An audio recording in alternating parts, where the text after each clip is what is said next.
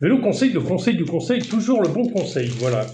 On va dire ça comme ça, on va faire simple aujourd'hui. Aujourd'hui, unboxing, c'est moi qui l'ai ramené, d'un pneu que j'aime bien. Il me semble l'avoir fait il y a longtemps, mais je ne suis pas très présent sur cette chaîne parce que je n'ai pas grand-chose à dire. Je roule pas énormément en vélo. Si je roule, mais c'est un peu bizarre. Voilà, en ce moment c'est un peu bizarre, je roule plus autant qu'avant, mais bon, c'est pas grave. C'est un pneu que j'aime bien, donc c'est celui-là. Alors c'est le Schwalbe Smart Sam qui est en triangle rigide. L'avantage de pneu en 2.1, 26 2.1, moi je roule qu'en 26, 29, attends, 29, 27.5 parce qu'on n'a pas voulu revenir au 29, au 26, et puis alors la différence c'est ça. Hein. Et puis après maintenant on pompe du 32, voilà, histoire que tu rachètes un nouveau vélo. Alors tout est dans le budget. Hein. Une des premières vidéos, je vous explique ce qu'il faut faire vis-à-vis du budget et ce qu'il faut faire vis-à-vis des vélos.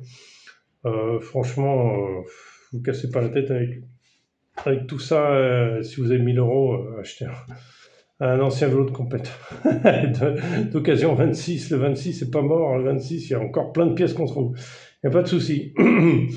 Et en plus, tu n'as pas besoin d'avoir le dernier cri en matière de technologie. Moi, je roule en 7 vitesses. 7 vitesses, c'est 1994. Attention, hein, 7 vitesses. Et bah, il y a des trous, forcément, hein, parce que bon, il manque des pignons entre les pignons, quoi. Hein, c'est normal, 7. Mais bon, je suis en 3x7. Je suis bien, tranquille. Ça monte partout, ça descend partout. Je suis heureux. J'ai rien à dire. Je suis en LX 1994, ça marche très très bien. Ça marche super bien. Ça, j'ai rien à dire. Voilà. Je suis en cantilever. Cantilever 1994. Alors les cantilevers, ça fait peur à tout le monde parce que tout le monde veut du frein agressif, tu sais, de l'agressivité. Ouais, mais l'agressivité, si t'as pas la progressivité derrière, ça marche pas. Et pour que t'aies les deux en même temps, faut au moins je sais plus comment il s'appelle, le Deor ou SX, je sais plus comment il s'appelle.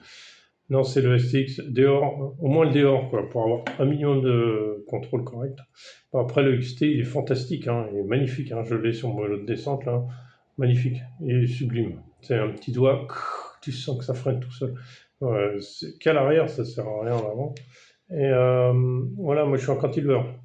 Cantilever, c'est assez puissant s'ils sont bien réglés. Il faut regarder les tutoriels de 1990. Bon, il n'y a pas YouTube, mais c'est pas grave. Si vous écrivez en dessous, je fais un tutoriel comment les régler, parce que je sais très bien les régler, j'en ai eu beaucoup.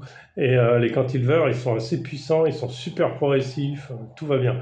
Le meilleur frein sur jante que tu peux acheter actuellement, c'est les HS33. Les HS33 étaient utilisés en descente dans les années 90, et c'était de la bombe. La bombe. HS33, c'est Magura qui fait ça.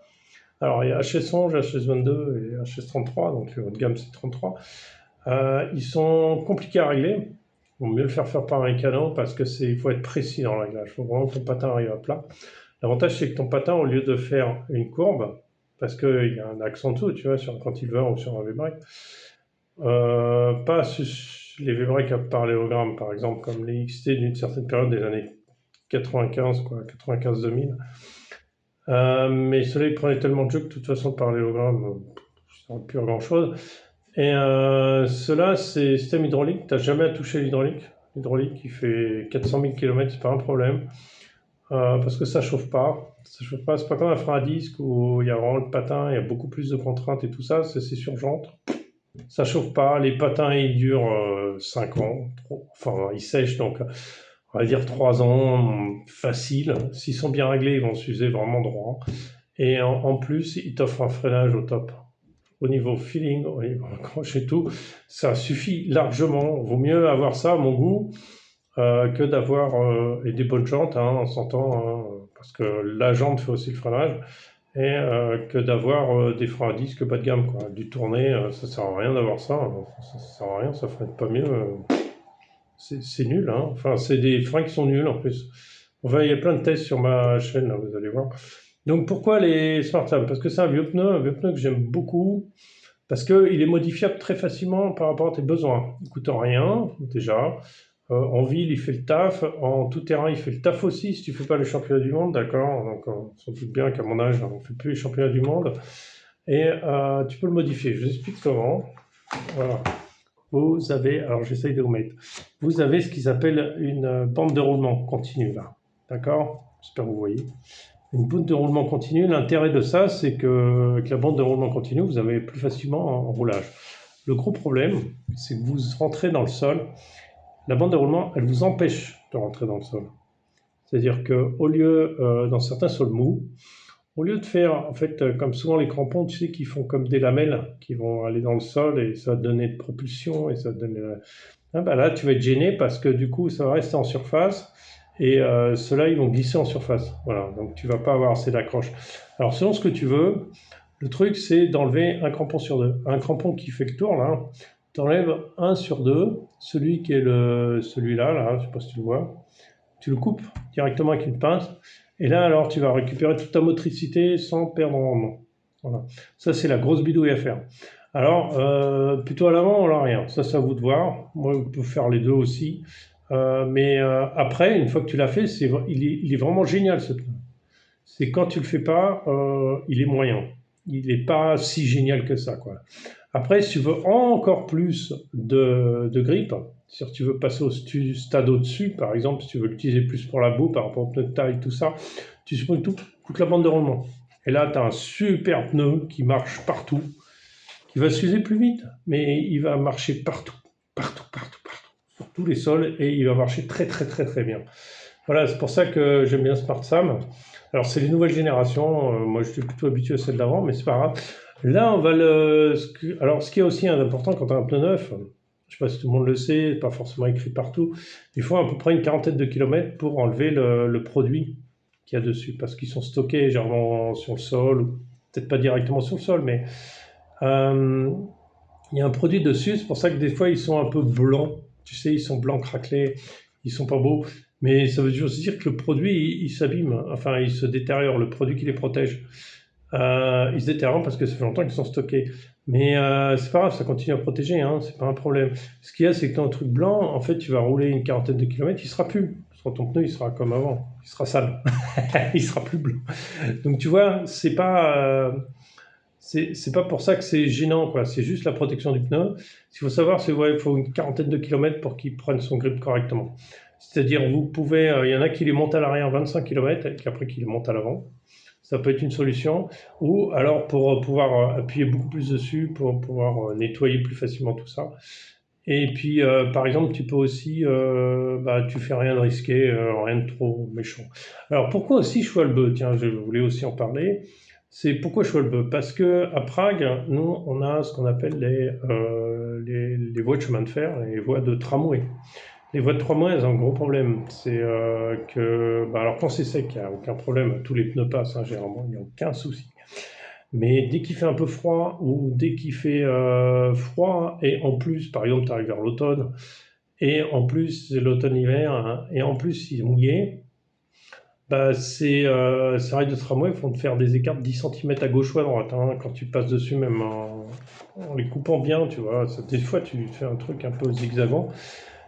Si tu as un pneu de merde, un pneu vraiment de pas de bonne qualité, ici, Schwalbe marche très très bien. C'est-à-dire que eux, si tu mets un peu une bonne marque, alors Schwalbe, Michelin, tu as Chinson aussi, ça marche. Enfin, il y a plusieurs marques et ces pneus, ils vont pas glisser. Enfin, ils vont pas être vicieux sur ce genre de terrain.